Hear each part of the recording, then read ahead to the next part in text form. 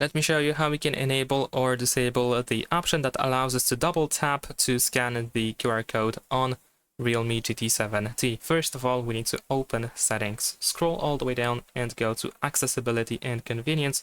And then over here, we want to go to smart sensing. In this case, we have double tap to scan. And of course, we need to enable this option first, press agree.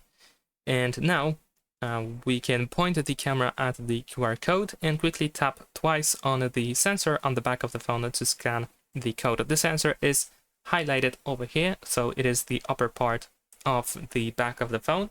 So let's try to actually use it. I'm gonna go back to the home screen because I believe we have to be in the home screen. Yeah, while on the home screen, we can tap twice on the sensor on the back of the phone.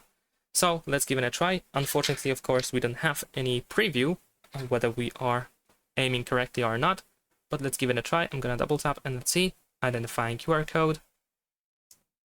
It wasn't detected, so maybe I have to try to point in a different way.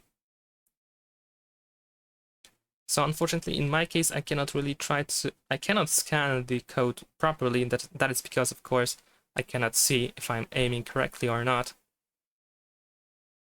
But generally speaking, I tap over here. So maybe if I do something like this right next to the camera, I will be able to detect it. So right now I'm scanning. Oh, there we go. I actually managed to do this. Let's press agree and continue.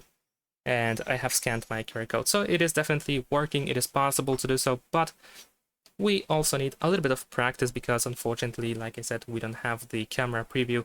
So it might be quite tough at first to scan the QR code, but after some time it should be quite easy. Thanks for watching, leave a like and subscribe.